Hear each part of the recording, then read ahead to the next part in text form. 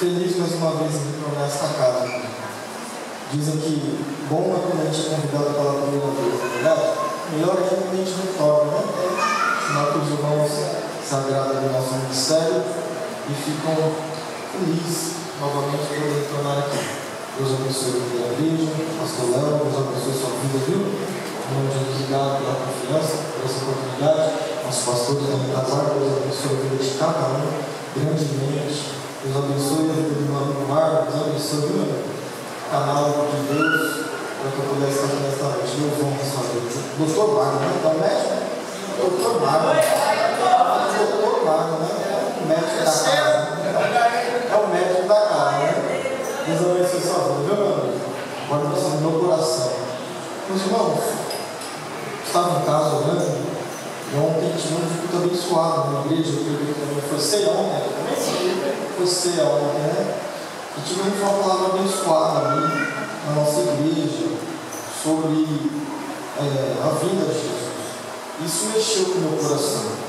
E hoje eu queria pregar um pouco também sobre isso, aproveitando esse seja pós-culto de Santa Ceia. Então, abra comigo livro da carta do apóstolo Paulo escreveu aos Filipenses, capítulo de número 2. Carta do apóstolo Paulo aos Filipenses, capítulo de número 2.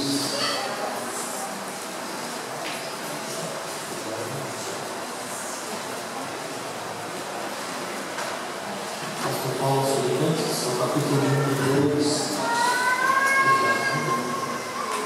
Eu vou ler a partir do verso 3, amém? Aleluia. Se quiser baixar um pouquinho também o microfone para não dar. Pode baixar um pouquinho o microfone para não incomodar os irmãos. Filipenses 2, a partir do verso 3 diz assim: que nada seja feito por contenda ou por vanglória, mas com humildade na mente, cada um considere os outros melhores do que a si mesmo. Não atende cada um para suas próprias coisas, mas cada qual também para as coisas dos outros.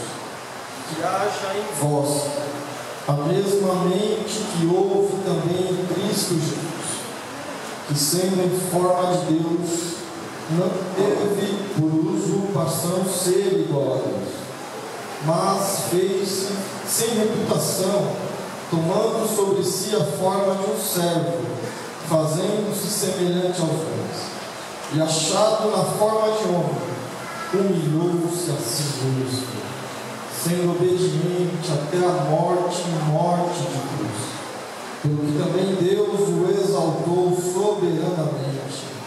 Ele deu um nome que está acima de todo nome, para que ao nome de Jesus se dobre todo o joelho, das coisas no céu e coisas na terra, e coisas debaixo da terra, e para que toda língua confesse que Jesus Cristo é o Senhor, para a glória de Deus Pai.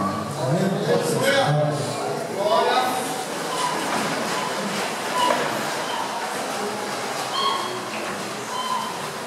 Rápidos minutos, quero aqui transmitir uma palavra para a igreja que talvez é pouco pregada nos púlpitos hoje em dia. Talvez é pouco dito nos púlpitos hoje em dia.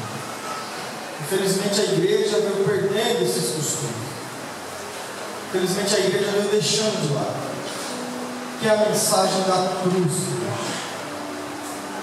Talvez é uma mensagem, pastor, que talvez não dê muitos glória, né? Talvez muitos perderam essa valorização. Alguns em outros lugares, outras igrejas, os irmãos, membros, talvez querem palavras mais de vitória, de poder, porque muitos infelizmente estão buscando as coisas de Deus, mas poucos hoje em dia querem o Deus das coisas.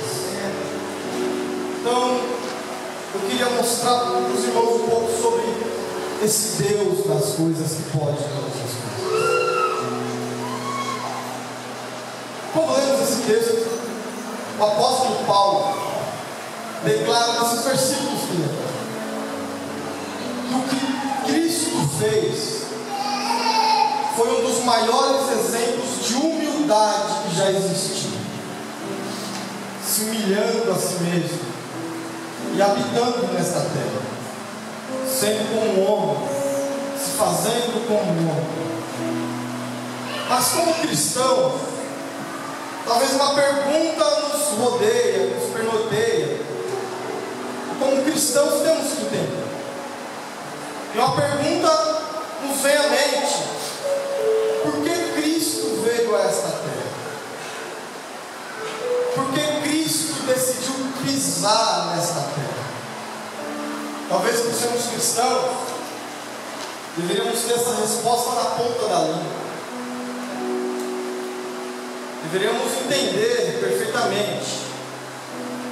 Mas a própria Bíblia responde ela mesma. Quando nos questionamos e nos perguntamos o que fez Cristo vir a esta terra, folheando as Escrituras, em determinado momento vamos encontrar algumas respostas.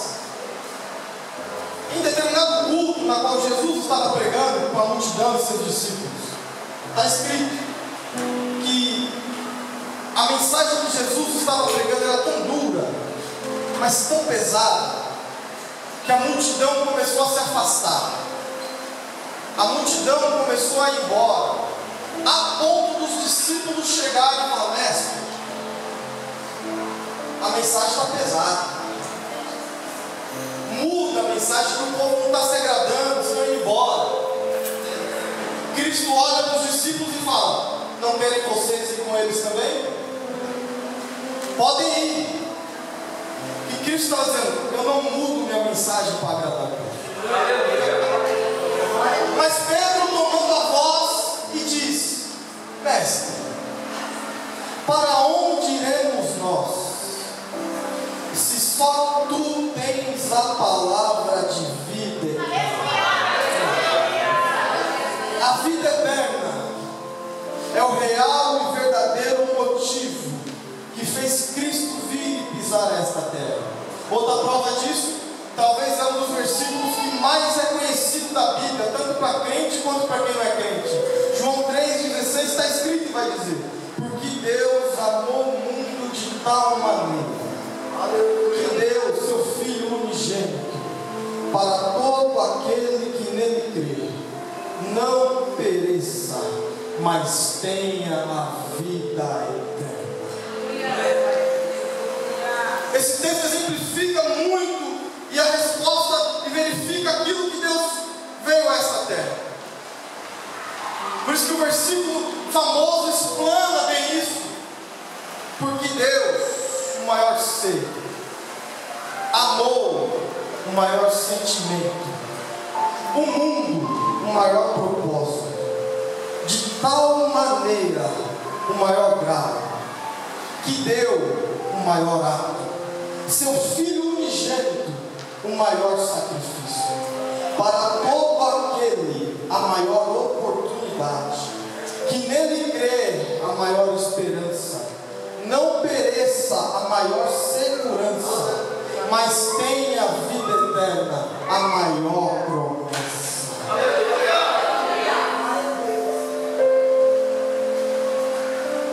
Quando Augusto Cury, em um dos seus livros, escreveu e disse o seguinte: que todo menino quer ser homem, todo homem quer ser rei, todo rei quer ser Deus, mas o único e verdadeiro Deus se fez homem e habitou nesta terra. Billy Graham, em uma de suas mensagens nos Estados Unidos, ele disse o seguinte: que o maior acontecimento da história não foi o homem subir e pisar na lua, mas foi Deus descer e pisar nesta terra. Cristo vem e pisa nesta terra para corrermos. O ministério de Jesus foi avassalador. O Evangelho de João vai dizer que o Verbo se fez carne e habitou entre nós. E só então podemos ver a glória de Deus Pai. Pai. Jesus tem um ministério avassalador. Quando ele inicia seu ministério aos 30 anos de idade, curando, libertando, salvando, não tem um que sequer na Bíblia que ele se recusou a ajudar. O ministério de Jesus foi avassalador, mas sempre com um único e exclusivo objetivo, sempre com seus olhos focados em uma missão. E que missão era essa? Cristo, em todo momento que esteve na terra, sempre teve seus olhos fitados na cruz do Calvário. O Evangelho de João vai dizer que Jesus realizou tantos milagres que, se fosse relatar todos na Bíblia, não haveria livros que caberiam. Jesus veio e, em determinado momento, na sua oração mais famosa, na oração do Getsemane, Jesus estava orando junto com seus discípulos, sobe com alguns, e chama 3 para orar com ele à parte, vai mais um pouco adiante, e na sua oração mais castigante, talvez na sua oração mais sofrida, Jesus, no momento que está orando, ele diz e clama ao Pai: Abba, Pai, se possível, afasta de mim este cálice. Essa oração revela alguns segredos para nós. Que segredos é esses? Primeiro, na expressão que Jesus usa, Abba, Pai. Essa expressão que Jesus está usando é uma expressão aramaica, usada muito por crianças. Quando já chegava ao seu pai e queria o colo do seu pai, ele dizia: Pai, Abba, Pai. Era como uma criança estivesse no colo do seu pai e dissesse: Pai, eu preciso de um colo. Porque uma criança no colo do seu pai, ela se mostra ingênua, frágil, inocente, sem culpa de nada. E quando Cristo está orando, ele diz: Abba, Pai. Ele estava nos dizendo: Pai, eu preciso de um colo, Senhor. Porque na oração Jesus estava nos demonstrando que, quando ele estava orando na vertical, ele era como uma criança que necessitava do colo de pai. Isso nos constrange e mexe com a gente, porque aqui Cristo está revelando a sua fragilidade. E quando Cristo revela a sua fragilidade, não queremos entender, porque o que Cristo estava mostrando? Cristo estava demonstrando que ele era humano como a gente, que ele sentia o que a gente sentia, que ele estava sofrendo o que a gente sofreu. Isso talvez mexe com a nossa cabeça, porque não queremos entender que Cristo talvez sentisse tanto o que a gente sentiu. Mas Cristo estava demonstrando que ele era humano como nós éramos humanos, como nós somos humanos, que ele era frágil, que ele sentia. Isso demonstra o que Deus escolhe. Por quê? Porque Deus não escolhe super-heróis, porque super-heróis são máscara, mas Deus escolhe seres humanos para passar o que passa, para sofrer o que sofre. Mas no momento mais difícil, que ele não achar a escapatória, Deus diz: eu te ajudo, eu te ajudo. Deus te chamou do jeito que você é, Deus te escolheu do jeito que você é. E quando você acha que não aguenta mais, está difícil, Deus diz: eu estou com você, eu não te abandonei.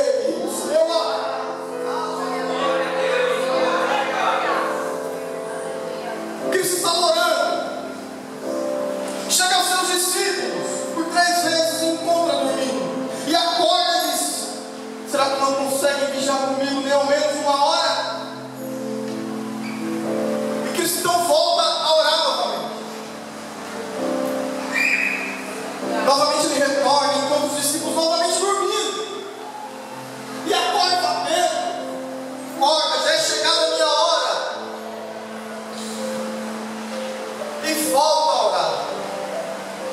E pela 3ª vez Cristo encontra eles dormindo. Até que se aproximam os soldados. E talvez Pedro desperta aqui do sono que ele estava tendo. E Pedro vê os Talvez Pedro dentro de si gritou: é guerra! Saca a espada, corta a orelha de Malco. Jesus fala: para, Pedro. Quem vive pela espada morrerá. Mas aqui acontece uma lição para nós hoje. Mas que lição é essa nesse texto, nessa passagem? Que Jesus mandou Pedro orar, Pedro dormiu. Pedro dormiu quando deveria orar. E acabou entrando em guerras que não deveria entrar. Vou falar mais uma vez. Jesus mandou ele orar, ele não orou, ele dormiu.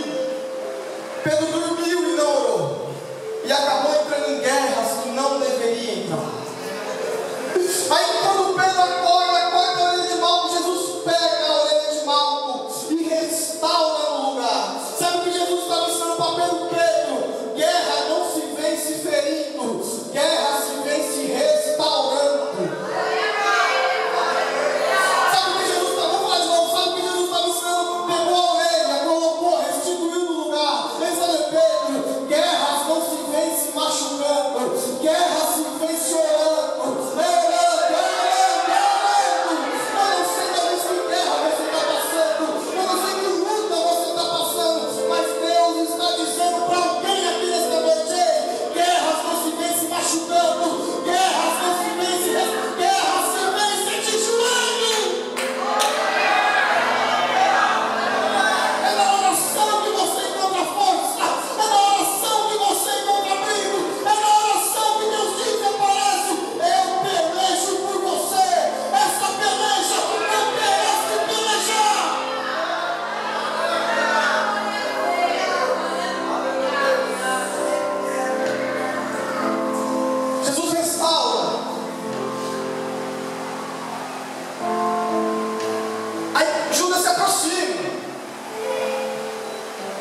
Conhece a história?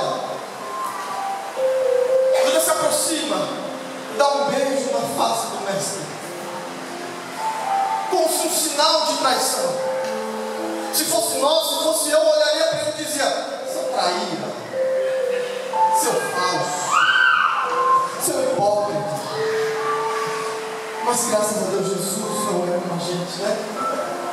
Jesus olha para Judas, está escrito, e diz: amigo, aqui vieste.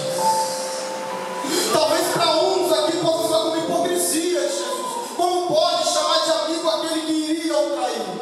Mas Jesus em nenhum momento estava sendo hipócrita aqui. Mas sabe o que Jesus estava nos demonstrando? Que a falta de caráter de Judas não abalava o seu caráter. Sabe o que Jesus estava nos demonstrando aqui? Que a falta de caráter de Judas não mudava o seu caráter. Jesus poderia ter traído ele, mas para Jesus ele continuava sendo amigo. Jesus poderia ter traído, sendo falso, mas para Jesus ele diz: você continua sendo meu amigo. Mas pastor, que lição é essa? Sabe que lição Jesus nos deixa aqui? Que não importa o que fazem com você, o que importa é o que você faz contra aqueles que fazem algo contra você.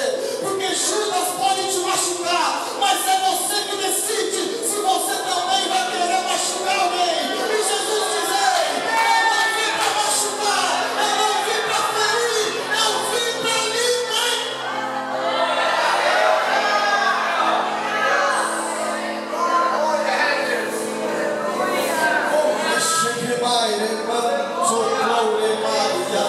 Então não importa o que fazem com você, podem estar falando com você, mal de você, deixa eu falar, podem estar te traindo, deixa eu trair, podem estar te julgando, deixa eu julgar, porque Deus está falando: você não é daqui, o seu lugar é no céu.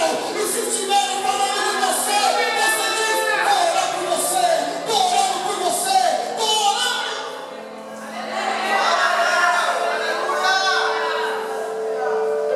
Lembre-se, nós não somos daqui, nós somos do céu. O nosso lugar é do céu. Então trai, a hora está correndo. Prende Jesus. Jesus sofre. Jesus é açoitado.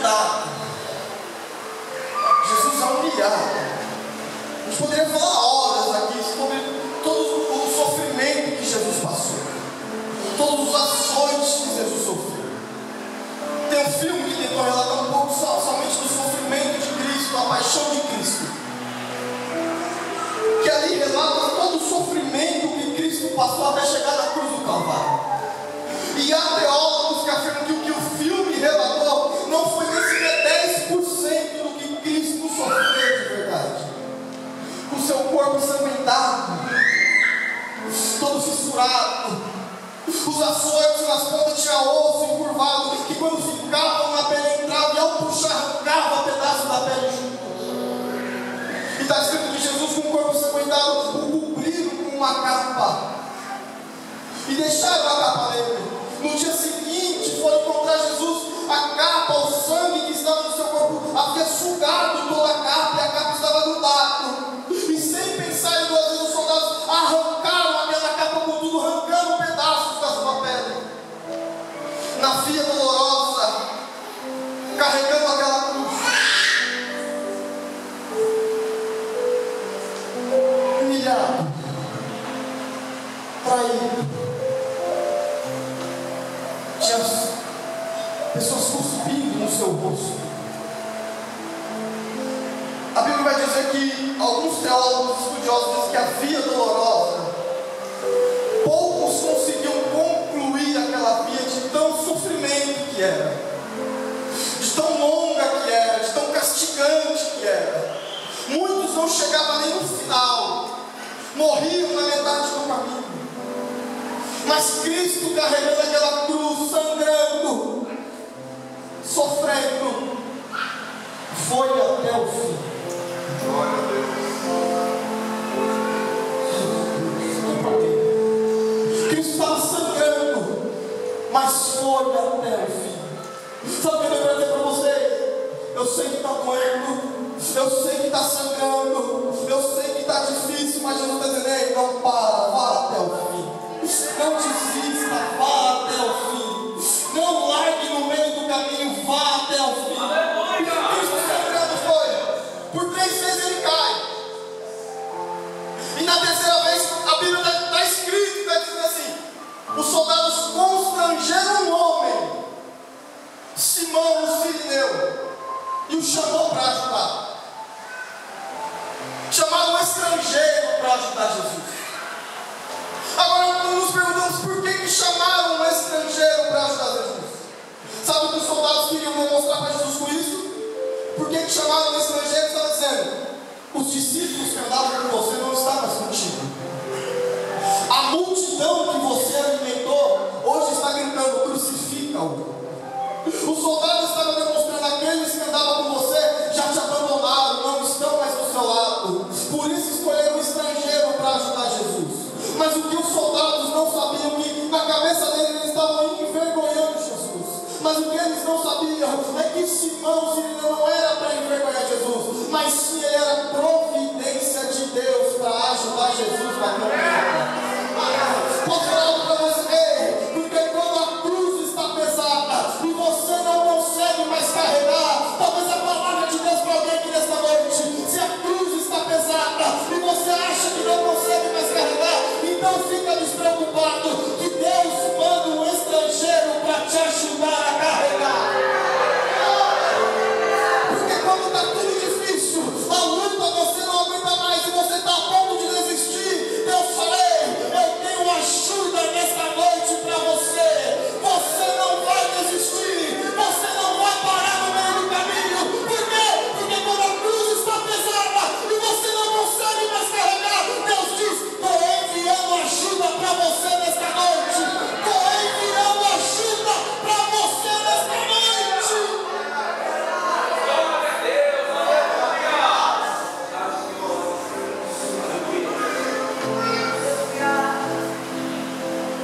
Deus tem providência de Deus para você nesta noite.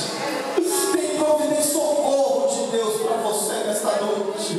Tem ajuda de Deus para você nesta noite. Mas perdão, por quê? Porque tem pessoas que entraram aqui a ponto de bala, desistiram de tudo, de Deus. É o meu último culto, não vou mais, vou desistir. Se o Senhor não mandar ajuda, eu não sei mais o que eu faço. Eu tiro minha própria vida, eu acabo com tudo. Aí Deus diz: eu sei que está pesado, eu sei que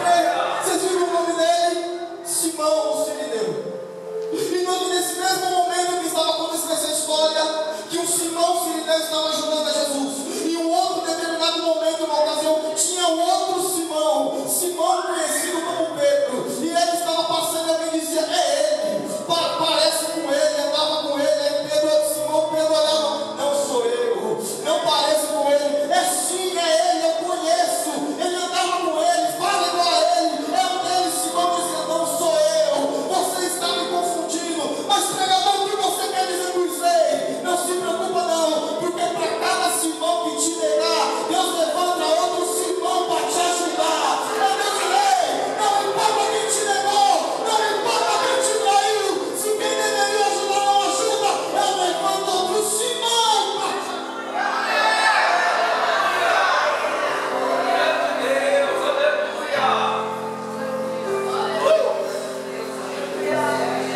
Porque posso dizer um segredo para vocês. Só entre nós, a dor não mata quando Deus está presente. A dor não mata quando Deus está presente. Jesus vai, uma sexta-feira, crucifica ele no alto do Calvário, com as suas mãos estendidas, seus pés presos por pregos, suas mãos pregadas naquela cruz do Calvário. E muitos dizendo para ele, os soldados dizendo: se tu és Cristo, desce daí, salva-te a ti mesmo. Os soldados, o que estava preso, o ladrão da direita, olhou para ele: se tu és quem dizem que és, desce daí, salva-te a ti e salva a mim também. Muitos queriam que Cristo descesse daquela cruz. Alguns aí que afirmam que o inferno se alegrou quando Cristo foi crucificado. Posso dizer algo da minha concepção? Estudando, lendo, orando, entendendo no meu consentimento. Se tem alguém que não queria que Cristo fosse crucificado, esse alguém era o inferno. Mas pregador, como assim? Porque em determinado momento, quando Jesus pregava, dizia para os seus discípulos o que iria acontecer com ele, que convinha ele ser entregue para os homens, para que a vontade do Pai fosse realizada e ele fosse morto naquela cruz. Pedro olhou para ele e falou: mestre, jamais vou deixar isso acontecer com você. Se eles virem, eu vou te defender. Cristo olhou para Pedro e disse: aparta-te de mim, Satanás. Quem és tu para impedir as vontades do meu Pai? Quando ele estava naquela cruz, os soldados olharam para ele e disseram: desce daí, salva-te a ti mesmo, se tu és quem diz que é. Os soldados não tiveram resultado. Então o diabo tomou a boca do ladrão da direita e ele disse: tu és o rei, desce daí, salva-te a ti mesmo. Mas Cristo não desceu, porque Cristo estava convicto da sua missão e disse: eu não desço, porque se eu descer, a minha igreja desce para o inferno, eu vou ficar na cruz e a minha igreja vai subir.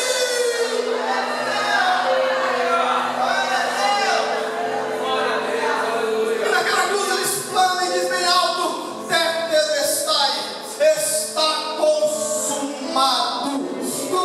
Ai meu Deus, eu já disse aqui uma vez, eu vou repetir para você gravarem. Quando Cristo gritou tetelestai, era uma palavra comum daquela época, mas tinha pelo menos 3 significados no grego, no original. Que ele dizia tetelestai.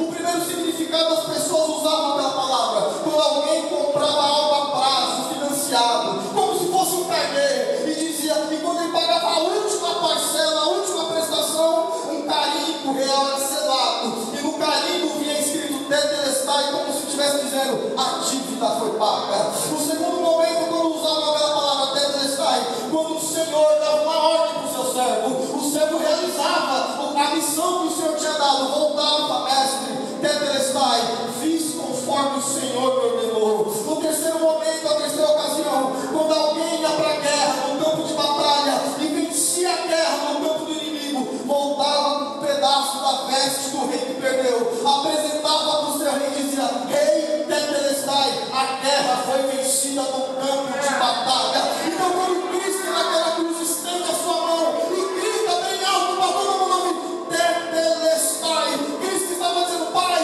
tetelestai, fiz conforme o Senhor me ordenou. Tetelestai, a batalha foi vencida no campo de guerra. Tetelestai, a dívida foi paga. Eu disse: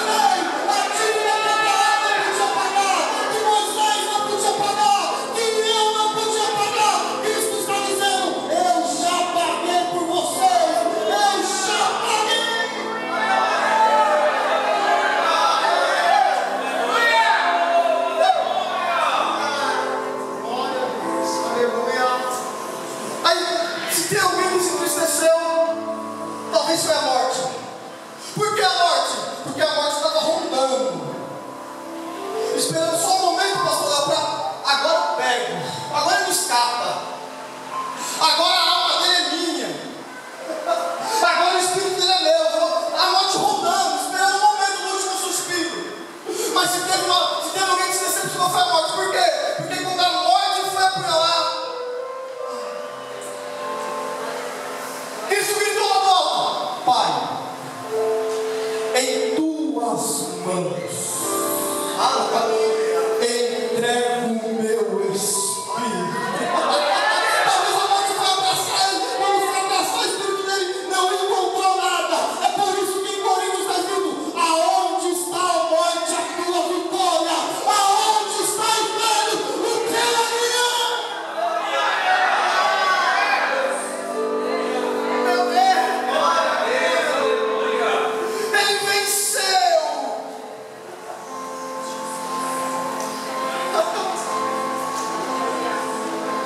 Meu Deus. Por isso que eu entendo que não foi Pilatos que levou Jesus para a cruz. Não foi a multidão que gritou crucifica o que levou Jesus para a cruz. Não foi Judas que levou Jesus para a cruz. Não foi os soldados que levaram Jesus para a cruz. Não foi Pedro que negou ele 3 vezes que levou Jesus para a cruz. Mas Pedro, então o que foi que levou Jesus para a cruz? Foi o amor. Foi o amor. Mas por quê? Porque Deus amou o mundo de tal maneira que deu o seu Filho unigênito para todo aquele que não pereça, mas tenha vida.